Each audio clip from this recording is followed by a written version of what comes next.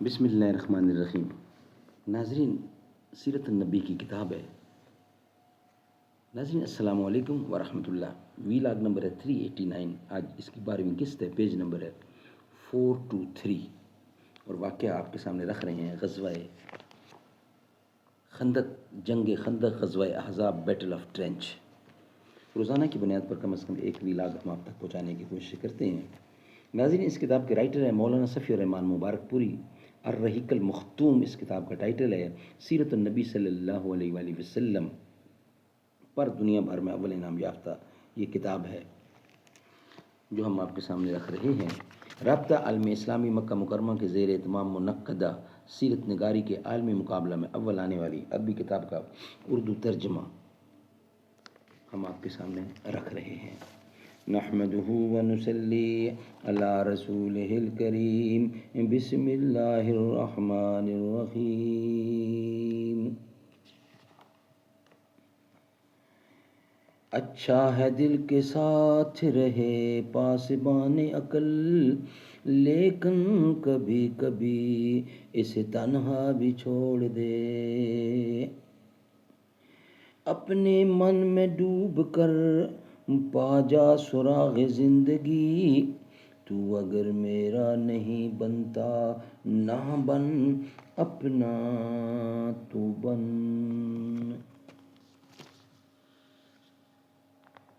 غزوہ خندق، جنگ خندق جسے کہتے ہیں، اس کا آج یہ 12واں ویلاگ ہے، اور غالباً یہ آخری ویلاگ ہے۔ 11 قسطیں ہم اب تک پیش کر چکے ہیں۔ اسی سرد اور کڑکڑاتی ہوئی رات میں رسول اللہ صلی اللہ علیہ وسلم نے حضرت حذیفہ بن یمان رضی اللہ عنہ کو کفار کی خبر لانے کے لیے بھیجا۔ موصوف ان کے محاذ میں پہنچے تو وہاں ٹھیک یہی حالت بپا تھی اور مشرکین واپسی کے لیے تیار ہو چکے تھے۔ حضرت حذیفہ نے خدمت نبوی میں واپس آ کر ان کی روانگی کی اطلاع دی۔ چنانچہ رسول اللہ نے صبح کی تو دیکھا کہ میدان صاف ہے۔ اللہ نے دشمن کو کسی خیر کے حصول کا موقع دیے بغیر اس کے غیظ و غضب سمیت واپس کر دیا، اور ان سے جنگ کے لیے رسول کو کافی ہو گیا۔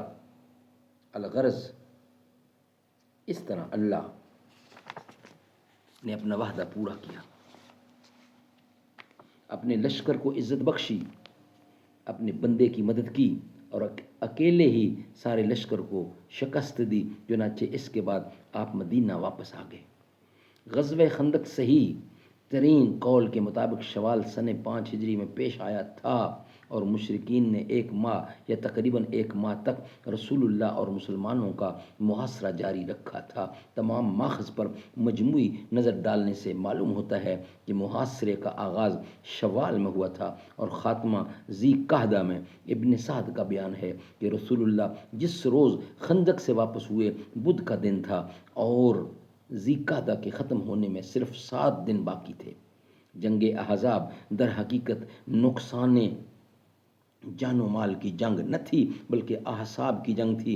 اس میں کوئی خون ریز مارکا پیش نہیں آیا، لیکن پھر بھی یہ اسلامی تاریخ کی ایک فیصلہ کن جنگ تھی۔ چنانچہ اس کے نتیجے میں مشرکین کے حوصلے ٹوٹ گئے، اور یہ واضح ہو گیا کہ عرب کی کوئی بھی قوت مسلمانوں کی اس چھوٹی سی طاقت کو جو مدینے میں نشو و نما پا رہی ہے ختم نہیں کر سکتی، کیونکہ جنگ احزاب میں جتنی بڑی طاقت فراہم ہو گئی تھی، اس سے بڑی طاقت فراہم کرنا عربوں کے بس کی بات نہ تھی۔ اس لیے رسول اللہ نے احزاب کی واپسی کے بعد فرمایا، الآن نغزوہم، الآن نغزوہم ولا یغزونا نحن نسیر الیہم۔ صحیح بخاری 590/2 حدیث ہے یہ۔ اب ہم ان پر چڑھائی کریں گے، وہ ہم پر چڑھائی نہ کریں گے۔ اب ہمارا لشکر ان کی طرف جائے گا۔ سبحان اللہ، سبحان اللہ۔ ناظرین، یہ ویلاگ یہاں کمپلیٹ ہوتا ہے، اور آج کا یہ پورا ٹاپک جو چل رہا تھا غزوہ خندق والا، یہ مکمل ہوتا ہے۔ ناظرین، نقشہ جنگ خندق کا کچھ یوں ہے: شمال، مشرق، مغرب، جنوب۔ ایک طرف جبل ثور ہے اور جبل احد اسی کے ساتھ لگتا ہے، وادی کنہات اور زمب نقمی. ناظرین یہ نقشہ بھی اس میں دیا ہوا ہے. اللہ تعالی ہمیں اس کا وزٹ کرنے کی توفیق دے، زیارتیں دیکھیں.